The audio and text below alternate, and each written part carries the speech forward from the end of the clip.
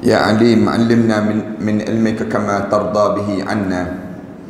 يا حليم خلقنا بخلق الحلم وحققنا بحقائق العلم. اللهم أخرجنا من ظلمات الوهم وأكرمنا بنور الفهم وافتح علينا بمعرفة العلم وحسن أخلاقنا بالحلم وسهل لنا أبواب فضلك وانصر علينا من خزائن رحمتك يا أرحم الراحمين ويا أرحم الراحمين ويا أرحم الراحمين. أما بعد. Hadirin yang dirahmati sekalian, alhamdulillah kita syukur pada Allah kerana sekali lagi pada pagi yang baik ini kita diberi peluang oleh Allah untuk kita meneruskan pengajian kita dalam membicarakan tentang saat-saat menghampiri kematian. Bila kita dekat dengan kematian itu merupakan masa yang paling penting dalam hidup kita untuk kita jaga agama kita supaya jangan sampai peringkat di kalangan kitanya mati dalam keadaan hilang agama. Yang ni kita kena faham pada diri kita ni. Waktu mana kita dekat nak menghadap depan Allah, kita kena pastikan diri kita, keluarga kita dan juga seluruh mereka yang dekat dengan diri kita ni supaya mati dalam keadaan husnul khatimah. Husnul khatimah ni dia menjadikan penentuan pada perjalanan hidup kita akan datang nanti. Kalau sekiranya kita dapat husnul khatimah dalam kubur kita pun dipanggil masa nikmat dalam hidup kita dalam kubur. Bila kita bangkit di akhirat nanti pun kita dapat nikmat juga kerana husnul khatimah tadi. Kemudian waktu mana kita melalui titian sirat pun kita dapat nikmat juga sehingga kan kita dimasukkan ke dalam syurga. Maknanya dalam hidup kita ni masa yang paling penting dalam hidup bila dekat nak mati. Bila dekat nak mati ni masa yang paling penting dalam hidup. Cuma masalahnya di kalangan kita, ramai di kalangan kita dia tak peduli terhadap bagaimana saat dia dekat nak meninggal dunia. Dia yang pentingnya orang tu keluar nyawa daripada tubuh dan dia, maka berakhirlah perjalanan hidup. Dia rasa demikian. Islam dia tak menganggap demikian. Islam dia ajar bila kita dekat nak mati kita kena jaga betul-betul. Jaga apa dia? Jaga agama. Jangan kita ni hilang agama. Sebab ramai orang yang dekat nak mati dia hilang agama. Kenapa dia hilang agama? Kerananya saat itu saat yang terlampau sakit, kemudian terlampau mencelaru daripada diri dia, terlampau dalam keadaan dia ni keliru, keliru pada diri dia berlaku saat mana dekat nak meninggal dunia.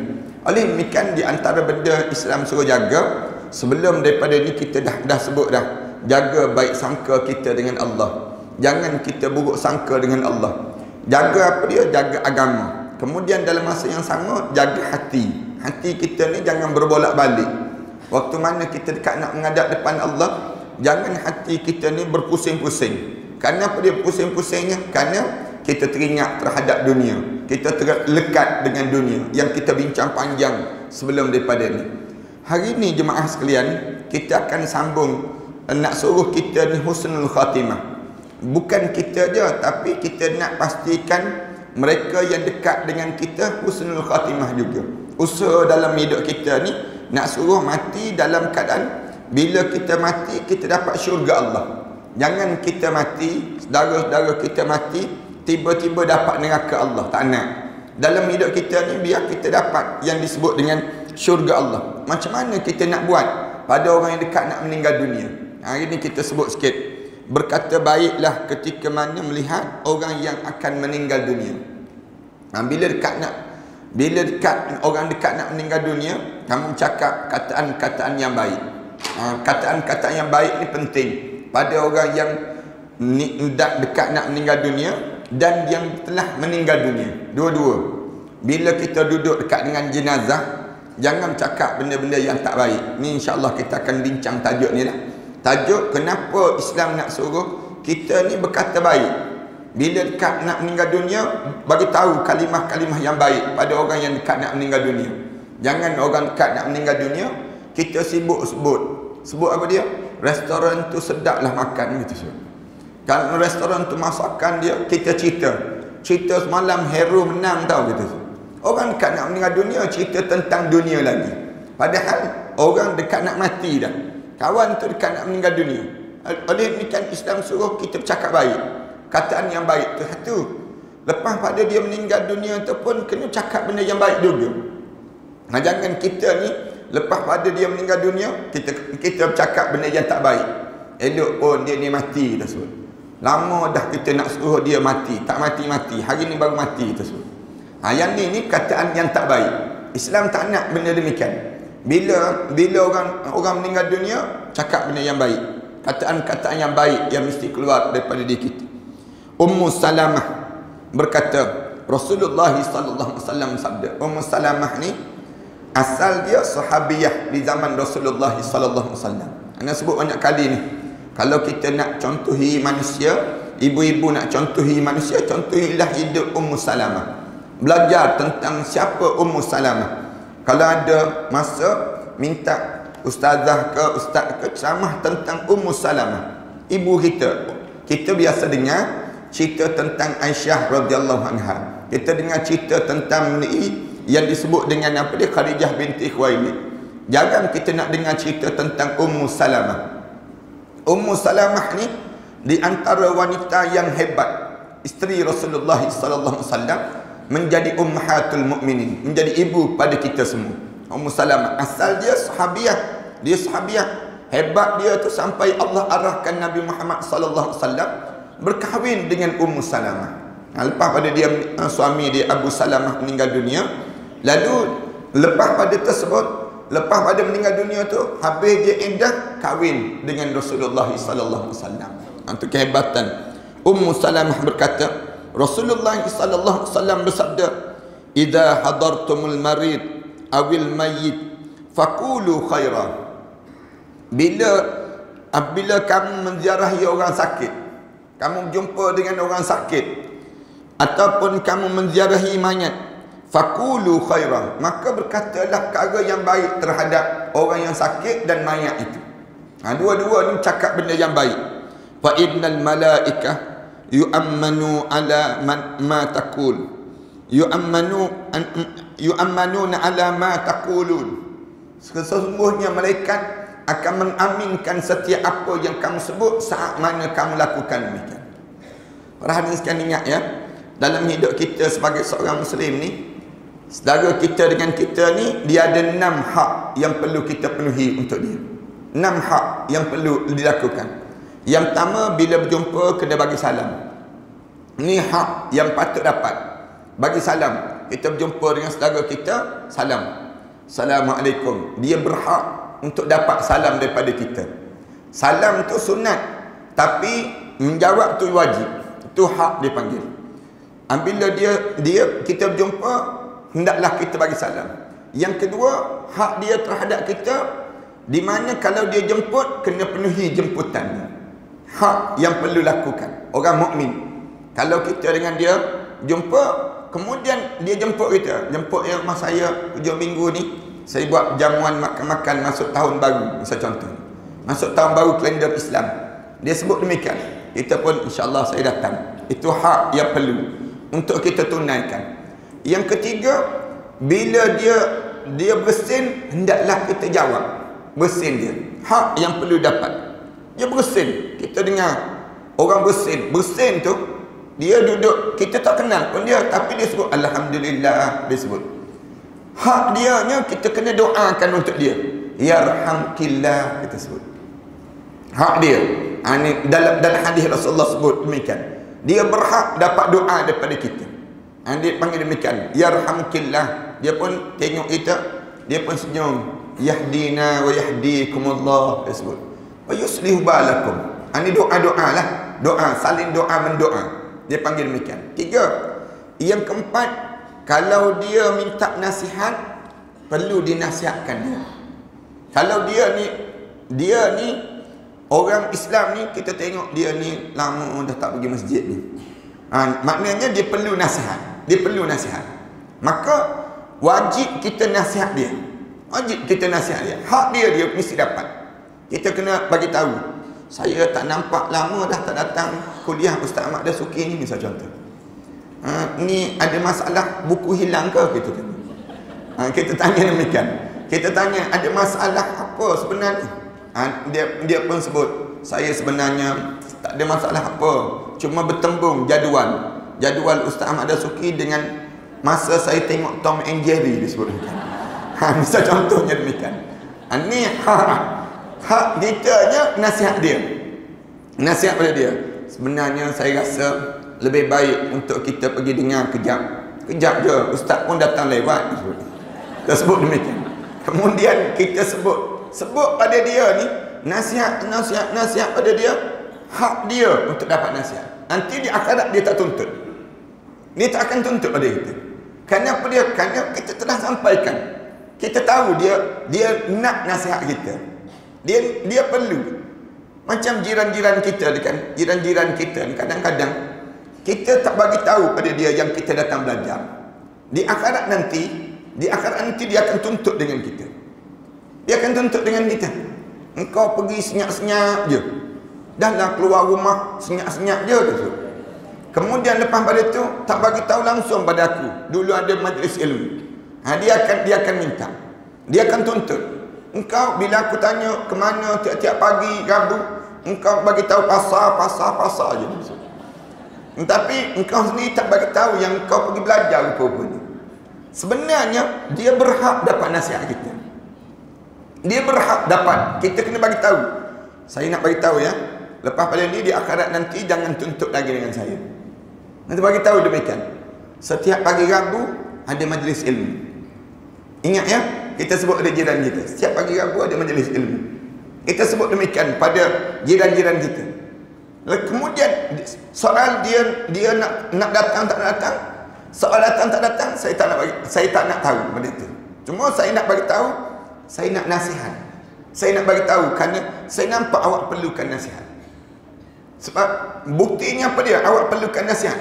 Setiap orang mukmin ini perlu nasihat, menasihati di antara satu sama lain. Ad-dinun nasihah.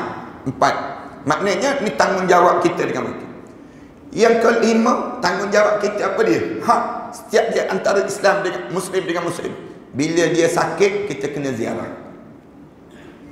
Bila saudara mara kita sakit, jiran tetangga kita sakit, hak kamu untuk dapat pada diri dia boleh minta dengan kamu di akhirat nanti apa dia? Bila dia sakit, kamu kena ziarah. Ziarah orang sakit ni di antara perkara yang tanggungjawab orang mukmin. Jangan kita lepaskan tanggungjawab ini. Ziarah bukan lama pun. Ziarah sekejap je.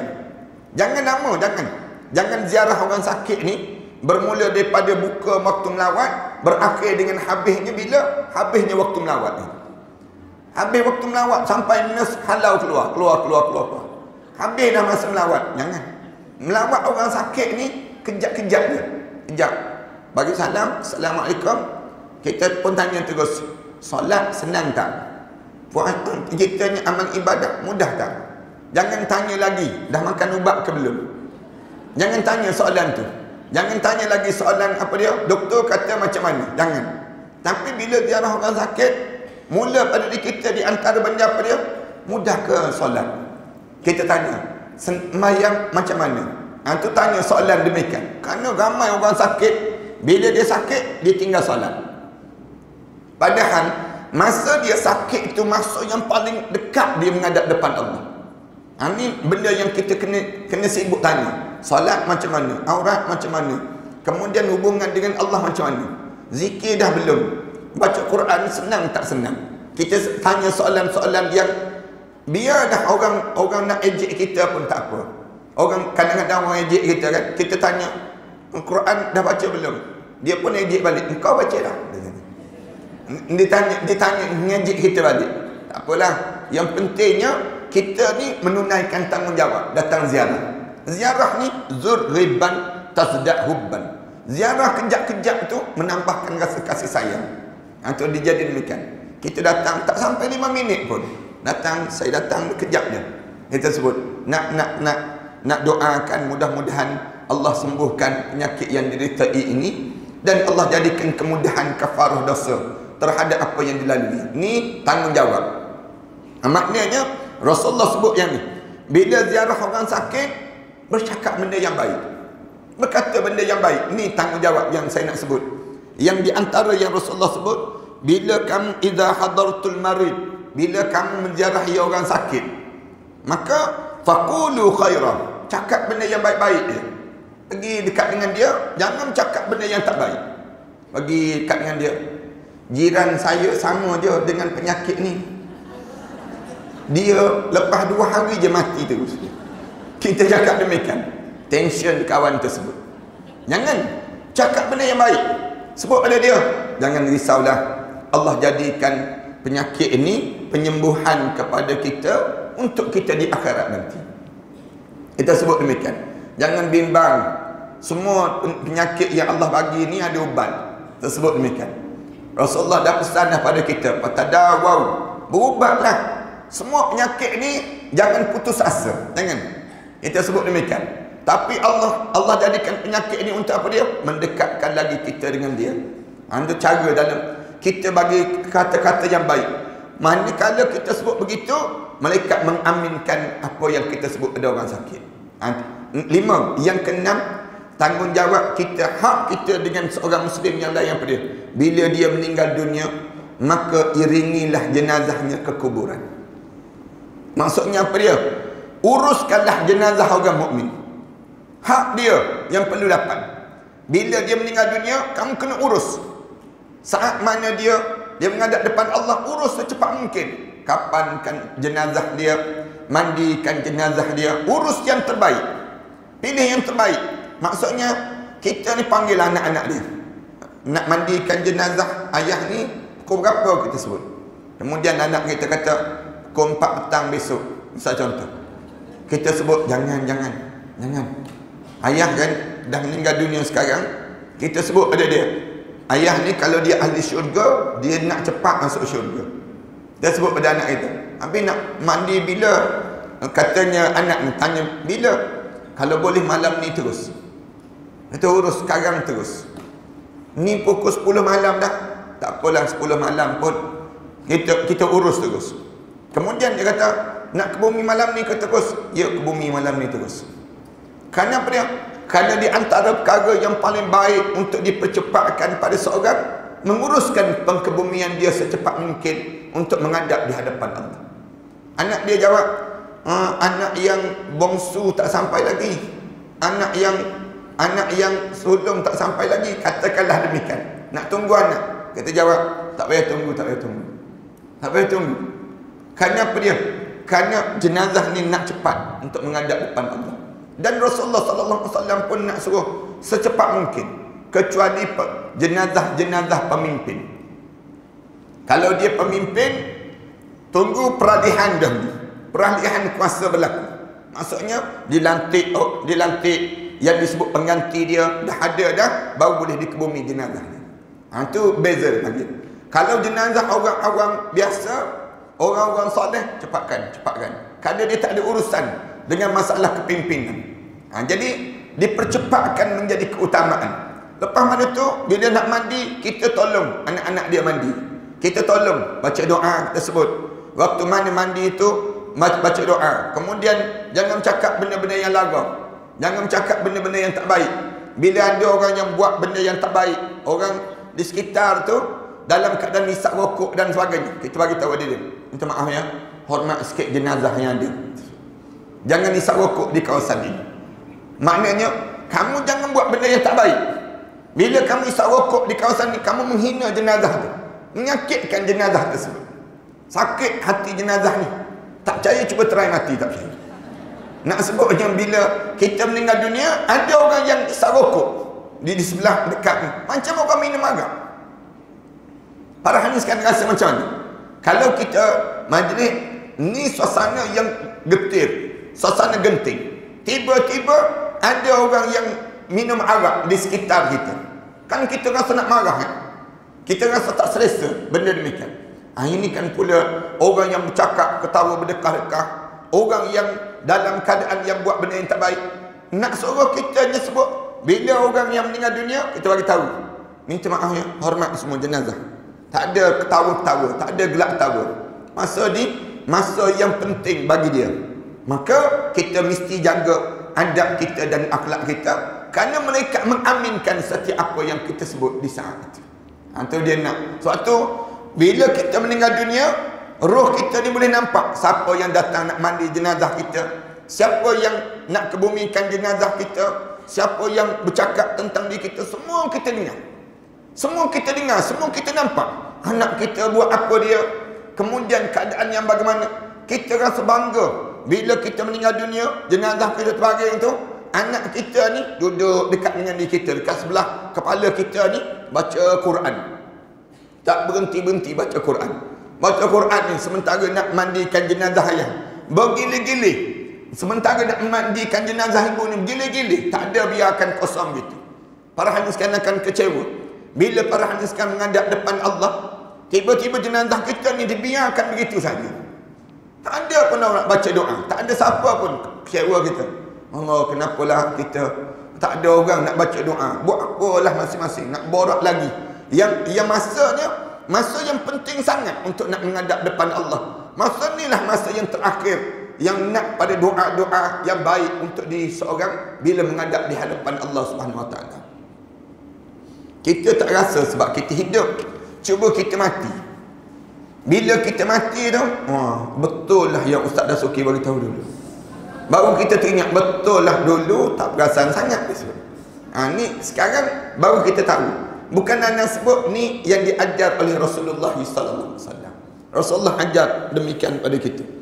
Ketika mana Abu Salamah meninggal dunia. Tadi Ummu Salamah isterinya, Abu Salamah suaminya. Itu asal dipanggil. Suami isteri ni digelarkan dengan demikian, Abu Salamah. Kenapa anak dia ada namanya Salamah? Lalu digelarkan dengan Abu Salamah. Ayah tu digelar Abu Salamah. Mereka ni berbangga dengan nama anak, kemudian digelarkan demikian. Mak pula dipanggil Ummu Salamah. Cara orang Arab lah. Orang Arab ni kalau dia dapat anak dia nama, misal contoh nama dia Abdullah. Ni makna bapa dia Abu Abdullah. Dipanggil ayah pada Abdullah. Mak pula Ummu Abdullah. Dia panggil demikian. Ini nama-nama ni diambil daripada nama anak, dia jadi kebanggaan dalam hidup seseorang ini. Itu cara demikian dalam diri kita ni. Kemudian disebut Abu Salamah meninggal dunia. Ummu Salamah pergi menemui Rasulullah sallallahu alaihi wasallam. Bila suami meninggal dunia, isteri pergi berjumpa dengan Rasulullah, beritahu kepada Rasulullah. Lalu berkata, wahai Rasulullah, Abu Salamah telah meninggal dunia. Ya Rasulullah, Abu Salamah meninggal dunia.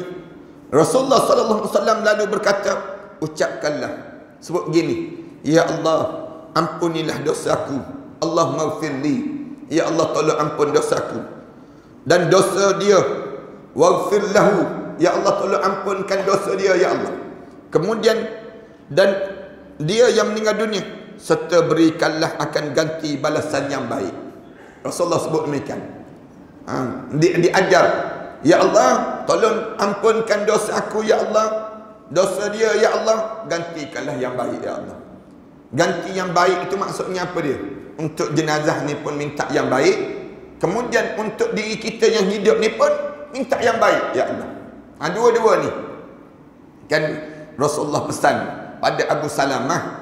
Peristiwa yang berlaku pada keluarga mereka ni, pernah satu ketika Abu Salamah ni dia balik lewat semayang subuh. Dia balik lewat lepas semayang subuh, dia balik lewat. Bila dia balik lewat tu, Ummu Salamah duduk kat rumah ni. Suami dia biasa balik awal, hari tu balik lewat. Bila balik lewat, Ummu Salamah tegur Abu Salamah, kenapa abang balik lewat? Lalu katanya Abu Salamah, dia kata dengar kuliah subuh Rasulullah pagi ni. Ada kuliah subuh yang tajuk, yang hebat. Apa dia? Ummu Salamah tanya pada suami dia, apa dia Rasulullah kuliah apa dia? Dia kata Rasulullah ajar. Rasulullah kata apa dia? Rasulullah bagi tahu pada kita ni, kalau kita kena musibah, ada satu doa yang kena baca. Kalau kita kena musibah, doa apa dia? Inna lillahi wa inna ilaihi raji'un. Allahumma ajurni fi musibati wa akhlif li khairan minha. Ini doa yang diajar oleh Rasulullah. Rasulullah ajar, kalau kita kena musibah, dalam hidup ni, dalam ujian hidup kita ni, sebut kalimah mudah je. Inna lillahi wa inna ilaihi raji'un. Lepas pada itu sebut Allahumma ajurni fi musibati. Ya Allah, ganjarkan pada saya di atas musibah yang saya kena ini ya Allah. Bagi pahala ya Allah. Di atas musibah yang saya kena ni, tolonglah bagi pahala yang banyak untuk saya ya Allah. Kemudian hujung sikit lagi, wa khlufli khairan minha. Gantikanlah pada saya yang jauh lebih baik daripada itu ya Allah.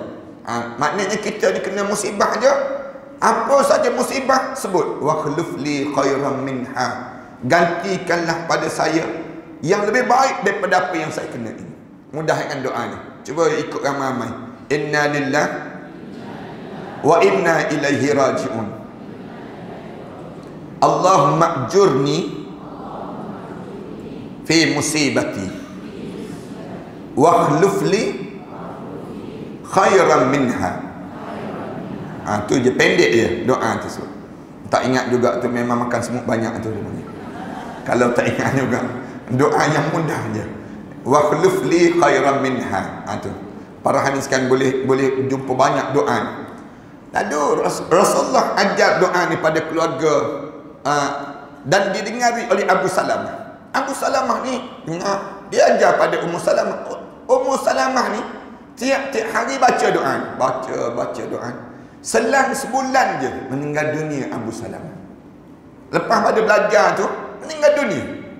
Bila meninggal dunia Abu Salamah tu, lalu Ummu Salamah ni pergi berjumpa dengan Rasulullah, bagi tahu ya Rasulullah ini cerita dia.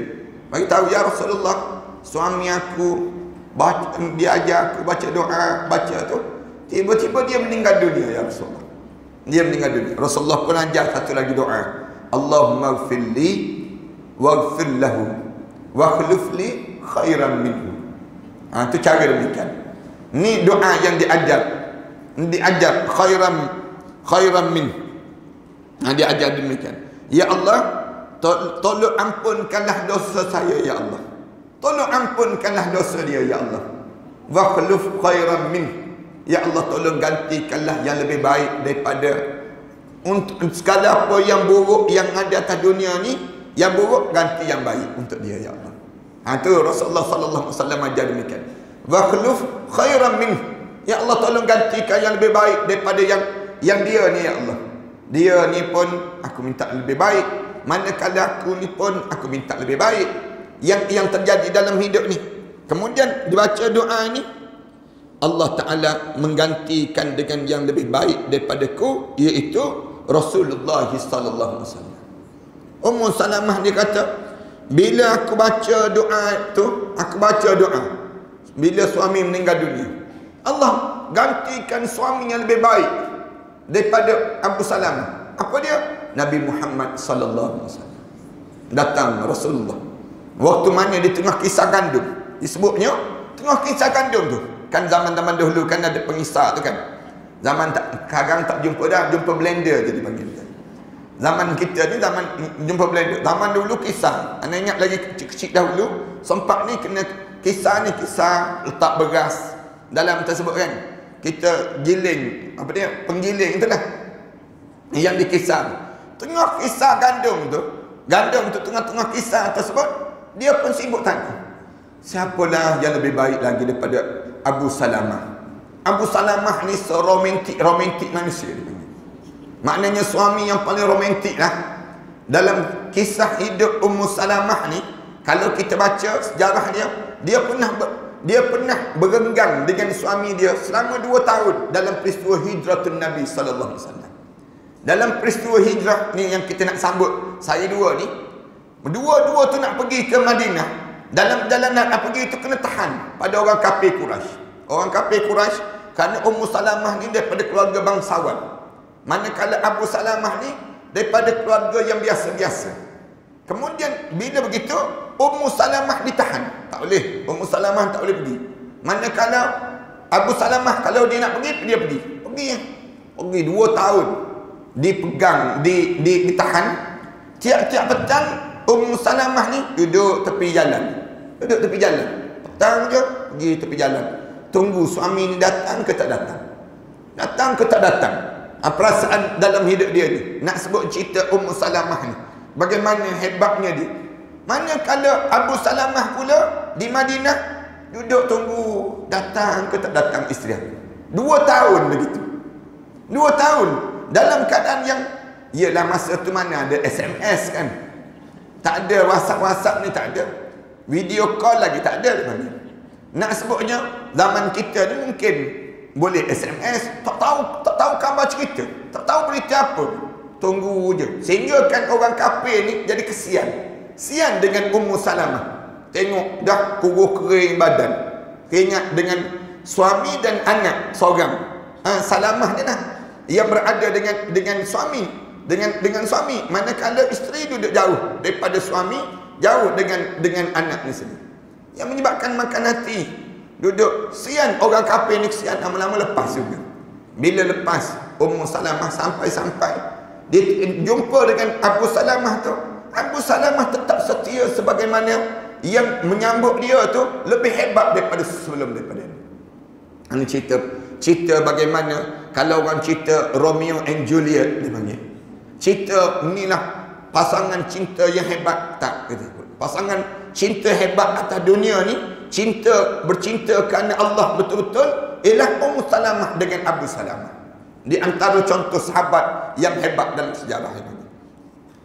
Kemudian katanya Ummu Salamah, Allah lalu menggantikan bila aku baca doa itu dengan orang yang lebih baik daripadaku, iaitu Rasulullah sallallahu alaihi wasallam. Nah, dalam hidup dia bila baca doa, waqluf li khairan min, ya Allah tolong gantikan pada saya yang lebih baik daripada apa yang saya alami ini. Saya faham, maksudnya kita kena faham, ibu ni bila seorang isteri ni, bila suami meninggal dunia, patahlah bahu dia, patahlah kekuatan dia. Dia panggil dalam hidup ni, bila patah ni dia rasa susah dia, tak sama lagi dengan waktu mana ada suami. Waktu mana ada suami, mungkin kalau ada kerja-kerja tertentu dia boleh minta tolong kepada suami, sang suami akan tolong, dia panggil mereka.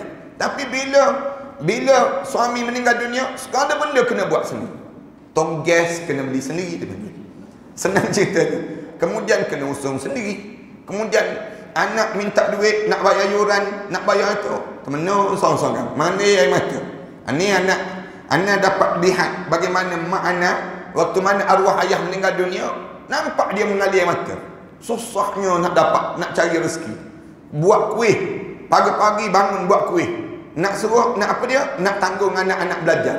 Bila nak masuk universiti, fikir nak berhutang dengan siapa lah, nak pinjam dengan siapa lah duit, nak gadai apa lah dalam hidup ni. Ni ibu dipanggil mereka. Bila begitu, baca doa. Wa khuluf li khairan minha, ya Allah gantikanlah yang lebih baik. Khairan min, ya Allah gantikanlah yang lebih baik daripada apa yang terbaik daripada yang pernah ada dalam hidup ini. Ganti-ganti itu tak semestinya Allah gantikan dengan orang. Kadang-kadang Allah gantikan dengan kehidupan jiran-jiran yang baik. Kadang-kadang Allah gantikan kita dengan nikmat-nikmat yang lain. Yang Allah gantikan, walaupun kita kata, Ustaz, saya ni baca doa ni dah berpuluh tahun, tak ada seorang pun masuk minang saya. Jangan jawab demikian. Ganti-ganti ni Allah nak gantikan yang terbaik di sisi Allah. Di sisi Allah, bukan di sisi kita, tidak. Kita kena letak benda demikian pada diri kita. Jangan pula lepas pada ni menyalahkan anak pula.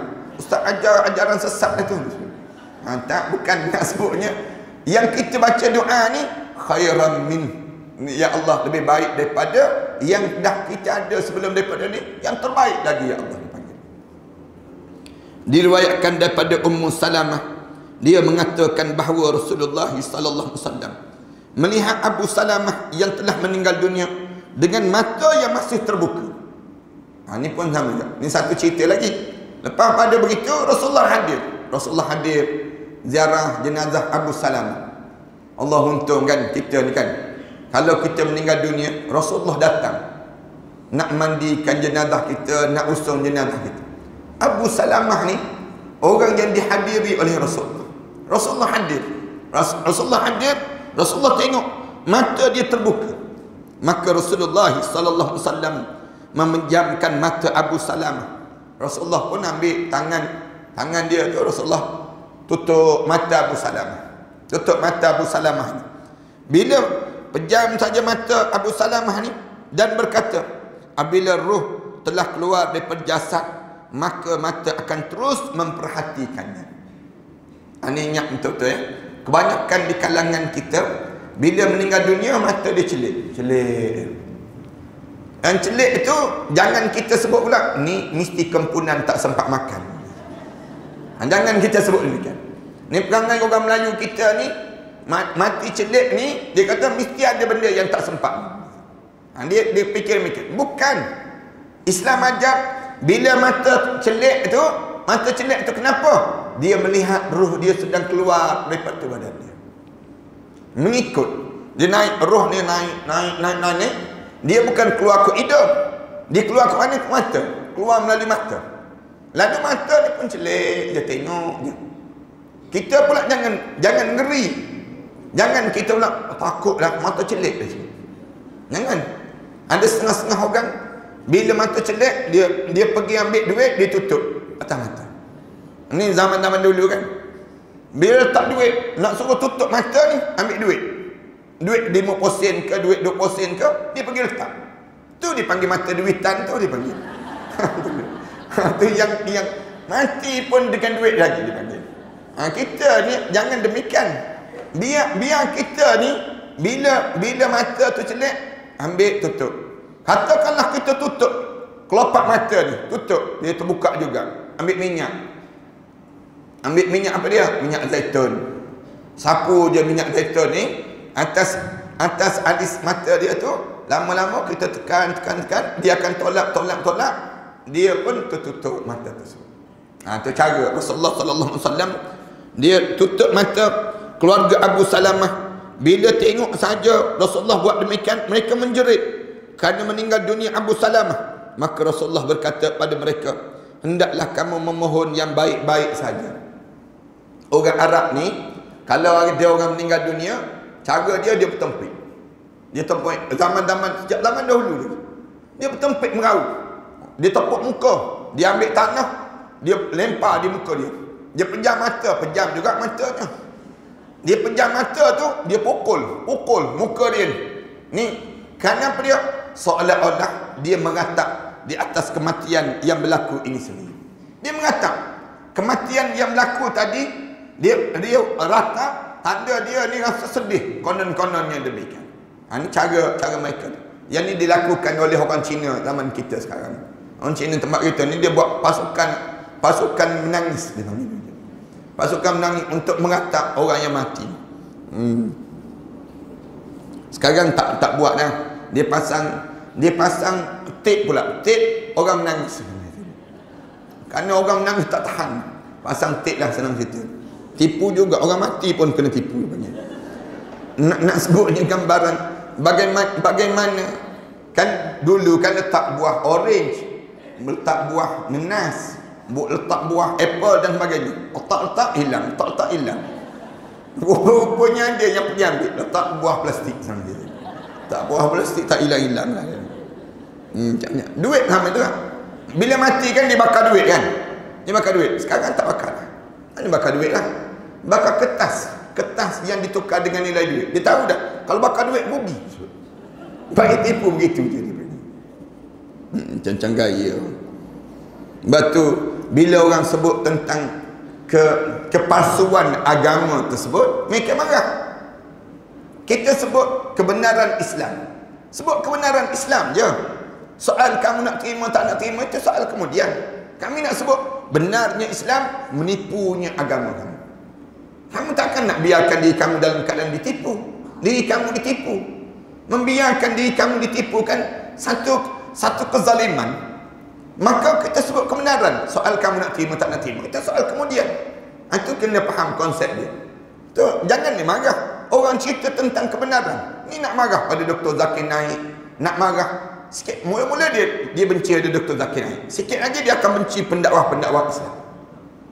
Dia akan tarik tu. Dia akan turun. Sekarang dia benci Dr. Zakir Naik. Ni contoh dia sebut ni. Bahaya. Sikit lagi dia akan tentang.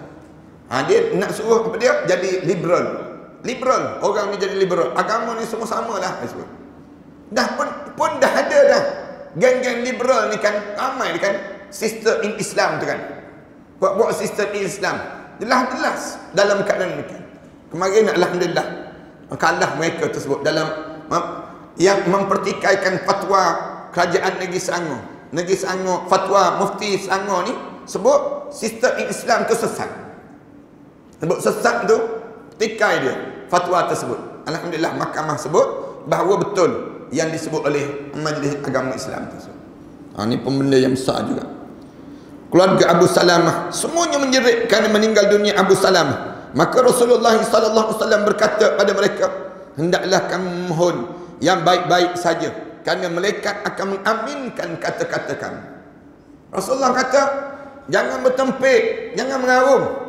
Bila orang meninggal dunia ni, sebut benda yang baik. Benda yang baik apa dia? Allahumma ighfir lahu. Ya Allah, tolong ampunkanlah dosa dia, ya Allah. Ulang yang tu je. Pergi jumpa orang jenazah tu, bila kita masuk ziarah jenazah, ziarah orang meninggal dunia, jangan sibuk tanya, dia mati sebab apa? Dia mati sebab apa? Lalu orang tu jawab, dia mati sebab malaikat maut cabut nyawa dia. Sebut demikian. Anak sebutnya. Saat tersebut, jangan sibuk lagi tanya. Memang sampai masa dia. Maka kita diajar supaya apa dia? Bila ziarah orang meninggal dunia, diajar supaya baca doa. Allahumma ighfir lahu. Ataupun jumpa dengan pasangan hidup dia, sebut dia ni orang baik. Saya kenal dia yang baik. Saya kenal dia dekat masjid. Orang yang rajin belajar. Orang yang hidup dia dalam keadaan taat. Tersebut demikian. Moga-moga Allah rahmatilah perjalanan hidup dia ke depan. Kita sebut demikian. Malaikat amin ke? Ya, malaikat amin. Malaikat sebut amin, amin, amin. Malaikat sebut semua benda yang baik. Satu, Islam larang. Kalau ada orang yang dia tak suka, dia berkelahi atas dunia, maknanya dia ni memang tak suka. Dia ni orang baik, orang soleh. Yang meninggal dunia ni orang baik. Dia ada orang yang dia tak suka, tak gemar atas dunia ni. Kita ni orang yang soleh ni, mesti kita ada orang yang kita tak suka. Apa yang kita tak suka? Orang lawan syariat Allah. Bila orang lawan syariat Allah, kita tak suka dengan dia. Jangan benarkan orang yang dia tak suka dia masuk. Jangan benarkan dia masuk. Kenapa jangan benarkan dia masuk? Jawabnya, kalau dia masuk, nanti dia akan sebut, elok pun dia mati. Dia sebut demikian. Malaikat amin. Amin. Malaikat sebut, aku harap supaya dia kena seksa. Malaikat amin. Amin. Malaikat mengaminkan. Jangan benarkan. Ni anda ingat lagi guru anak, waktu mana meninggal dunia ibu dia meninggal dunia, tiba-tiba ada orang yang ibu dia tak suka dengan orang tersebut. Adalah kes-kes tertentu. Lalu orang yang tak suka tu datang untuk nak menziarahi jenazah ibu dia. Dia sebut, minta maaf ya, arwah ibu ni memang dia tak nak datang. Tak nak, dia sebut demikian. Dia sebut terus terang pada orang tersebut. Orang tersebut berunda balik. Kenapa? Kerana bimbang. Kalau dia masuk nanti dia baca doa. Dia sebut dengan kata-kata yang tak baik. Bila dia sebut kata-kata yang tak baik, malaikat mengaminkan. Lalu ulama-ulama ajar, janganlah kita berputus hubungan di antara satu sama lain di atas dunia ini sesama mukmin. Dengan orang kafir tu dulu apa? Orang kafir bila kita meninggal dunia, tak perlu pun mereka hadir dengan kita. Yang perlunya apa dia? Kalau dia nak hadir pun tak apa. Tapi kalau dia tak hadir pun tak ada masalah pada diri kita. Itu dipanggil demikian dalam hidup itu. Kerana kehadiran itu membawa doa-doa yang baik pada seorang. Dan kita nak supaya bila kita meninggal dunia diiringi oleh orang yang soleh. Orang soleh dia yang mengiringi kita. Dengan syarat kita pun mesti soleh. Para hadirin perhatilah dengan siapa kita hidup di atas dunia. Kalau kita hidup dengan orang-orang soleh akan datang. Secara otomatik datang. Tapi kalau kita hidup dengan orang-orang yang jahat, semua kumpulan yang jahat yang datang. Para hadirin tengoklah orang-orang yang dia hidup dengan kumpulan mana, dengan jemaah mana, dia duduk dengan suasana mana dalam hidup dia. Itulah suasana yang digambarkan saat mana dia menghadap di hadapan Allah Subhanahu Wa Taala. Itu kekuatan dalam hidup kita. Rasulullah doa, ya Allah ampunilah dosa Abu Salamah serta orang yang ditinggalkannya. Allah tengok cara Rasulullah baca doa. Ya Allah ampunkanlah dosa Abu Salamah dan dosa-dosa orang yang ditinggalkan oleh Abu Salamah. Cantiknya doa Rasulullah. Beruntungnya keluarga Abu Salamah. Kerana apa dia? Rasulullah baca doa bukan untuk orang mati je, dan doa untuk orang yang hidup sama, yang ada di kalangan keluarganya, keluarga yang baik. Dia panggil mereka, ya Allah lapangkan serta berikan cahaya di dalam kubur tu. Allah, untungnya Abu Salamah. Rasulullah baca doa. Kan kita ni, kalau Rasulullah baca doa, nikmatnya kita kan, kalau doa kita, nama kita disebut dalam doa-doa di masjid, doa-doa di khalayak, tu pun kita rasa bangga. Alhamdulillah, syukur pada Allah. Kok seronoknya kita kerana dibaca doa yang baik-baik oleh orang ramai. Ini kan pula yang baca doa ini ialah Rasulullah sallallahu alaihi wasallam. Ada orang tanya, kita boleh tak dapat doa Rasulullah ini? Ada kita boleh, dengan cara kita menjadi umat Nabi Muhammad sallallahu alaihi wasallam. Kalau kita jadi umat Rasulullah, walaupun Rasulullah dah doa lama dah, sampai pada kita pada hari ini. Contoh yang mudah apa dia? Doa Rasulullah baca doa untuk pengantin baru kan? Barakallahu lakuma wa barak alaikuma wa jama'a bainakuma fil khair. Ini doa kan? Rasulullah baca doa untuk pengantin baru. Dapat pada Mahizin buat nyanyi lagu dia panggil macam. Doa untuk pengantin baru ni Rasulullah baca doa. Rasulullah kata, kalau kamu cari mana-mana orang yang cari orang kahwin ni, dia kahwin tungkil mar'ah li arba'. Orang kahwin dengan orang ni 4. Rasulullah sebutkan. Kahwin dengan seorang tersebut li jamaliha, kerana cantik dia, wali nasabiha, kerana keturunan dia, wali maliha, kerana harta benda, kemudian wali diniha, kemudian yang akhir dia kahwin kerana agama. Biasanya demikian. Rasulullah sebut fasfaz bizatid din, kamu cari yang pilih agama. Taribat yadak, Rasulullah kata akan basah tangan kamu. Kemudian Rasulullah sebut barakallahu lakuma, aku doa biar Allah berkat pada mereka berdua. Wa barak alaikuma, dan aku doa supaya saling berkat, memberkati di antara satu sama lain. Wa jama'a bainakuma fil khair, dan Allah kumpulkan mereka berdua itu dalam keadaan yang baik sepanjang masa. Ini nak sebutnya mustajabnya doa Rasulullah sallallahu alaihi wasallam. Walaupun Rasulullah dah tak ada dah, tapi doa itu datang dalam hidup kita. Waktu mana? Waktu mana kita menjadi umat Nabi Muhammad sallallahu alaihi wasallam. Para ulama mengatakan bahawa apabila kamu melawat orang sakit atau menziarahi orang meninggal dunia, maka ucapkanlah kata-kata yang baik. Bila kamu ziarah orang sakit, orang yang meninggal dunia, kata yang baik, kerana mereka akan mengaminkan semua kata-kata ketika itu.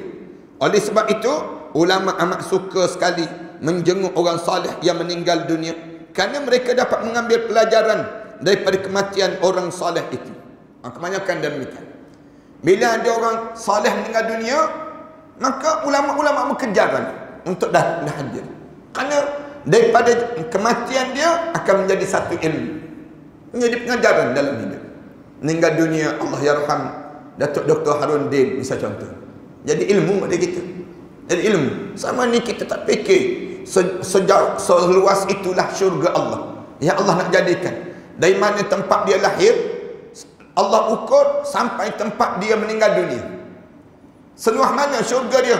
Seluas tempat itulah. Sejarah itulah syurga dia yang Allah sediakan untuknya. Ini nak sebutnya. Sebab tu jangan rasa sedih bila kita meninggal dunia jauh daripada tempat kita lahir. Jangan sedih. Kerana kita meninggal dunia jauh, lagi luas syurga kita. Ke bumi jenazah kita. Nak sebut demikian. Kita kata, kan nanti dia tak jumpa dengan adik-beradik dia pula, keluarga dia. Kalau dia buat amalan jauh, walaupun duduk sebelah-sebelah, tak jumpa. Amalan dia tak betul dengan agama. Kita letak suami isteri kan, suami isteri sebelah-sebelah, meninggal dunia letak sebelah-sebelah.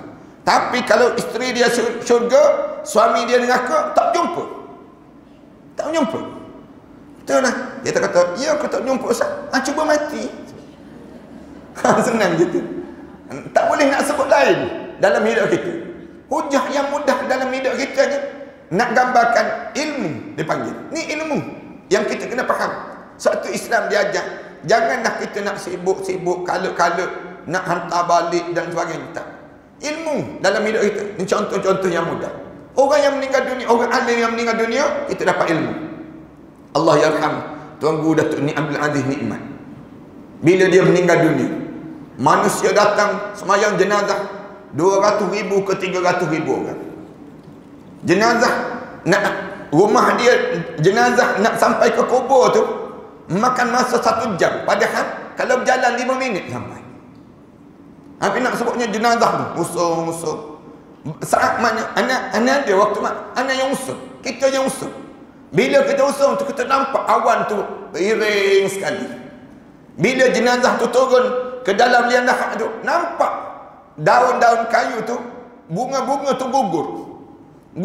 Saat tu wangi bau kubur. Nak sebut apa dia? Pelajaran. Kita belajar. Untungnya orang saleh. Kalau yang saleh meninggal dunia, orang saleh, dia bersedia untuk menghadap di hadapan Allah. Ini nak sebut contoh-contoh orang saleh ni kebanyakan direbuti dan dikagumi di kalangan mereka yang demikian. Dan mendoakan serta orang yang ditinggalkan itu. Kebanyakan orang saleh dia akan mendoakan. Itu anda sebut pada jemaah sekalian kan. Kalau ada di kalangan kita meninggal dunia, tolong bagi tahu. Bagi tahu pada anda apa tak apa. Hantar mesej, ustaz, jemaah kita meninggal dunia, misal contoh. Bagi tahu di kalangan kita supaya kita boleh baca doa. Allahumma ighfir laha warhamha wa'afiha wa'fu anha. Paling tidak, kalau tak sempat hadir pun ada orang baca doa untuk diri kita. Ini cara demikian.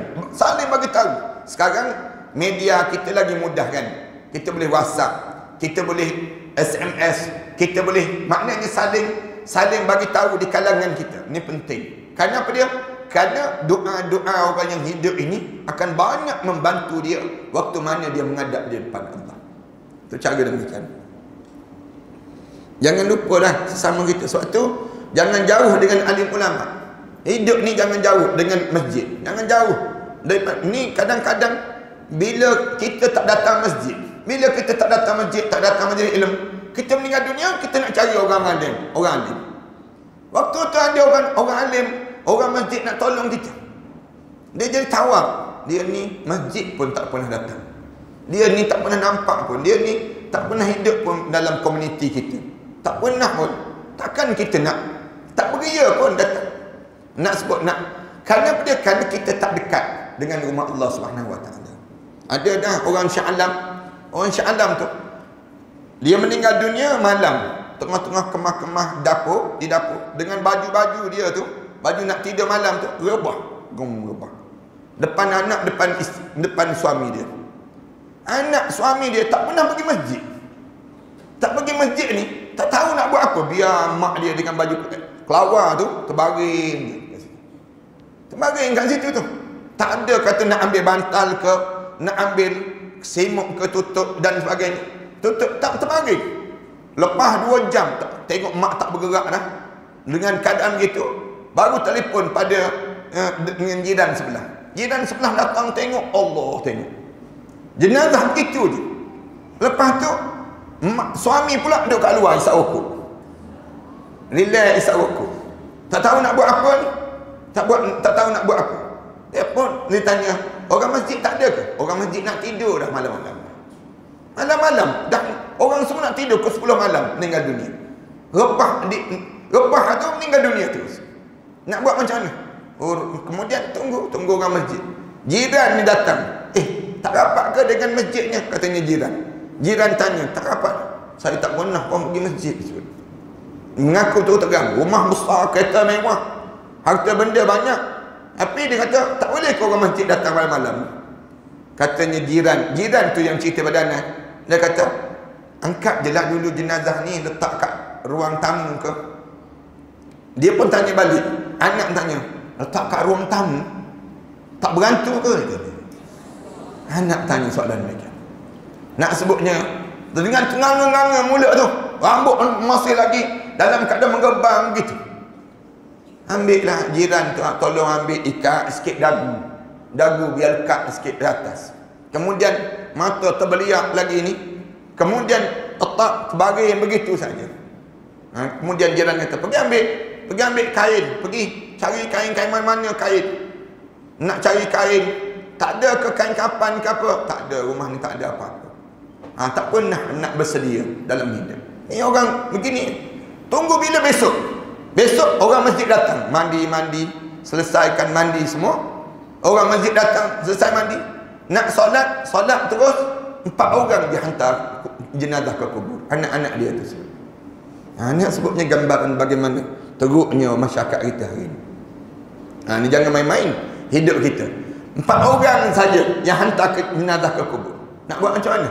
Kan ni tak pernah hidup dengan masyarakat. Nak rasa hidup ni dia ingat ke hidup cukup dengan diri mereka saja? Tak, bukan begitu. Hidup ni kena bersambung dengan para alim ulama. Cari orang soleh. Hidup ni kena bagi tahu pada anak-anak kita.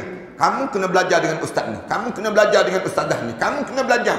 Guru-guru kita, bila kita masuk ke kubur nanti, mereka akan tanya terus. Kamu belajar tafsir Quran dengan siapa? Kamu belajar hadis dengan siapa? Kamu belajar dengan siapa hidup atas dunia? Mereka tak tanya kamu kerja syarikat mana.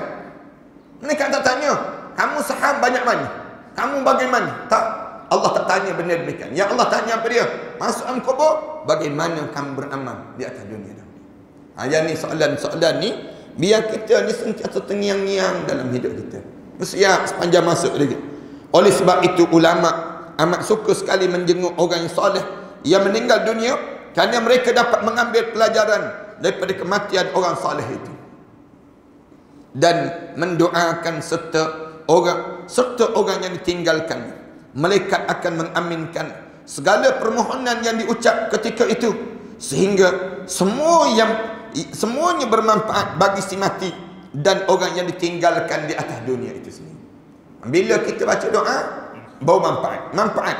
Orang mati pun manfaat, yang hidup ni pun bermanfaat. Dengan apa dia? Dengan doa-doa yang dibaca oleh orang saleh tadi untuk orang yang meninggal dunia di sini. Mudah-mudahan kita lah, insya-Allah. Allah membagi kebaikan untuk kita semua. Apa yang patut diucapkan ketika menutup mata mayat ini, kita sambung pada minggu yang akan datang nantilah, insya-Allah. Sallallahu alaihi Muhammad wa ala alihi wa sahbihi wa sallam. Walhamdulillahirabbil alamin.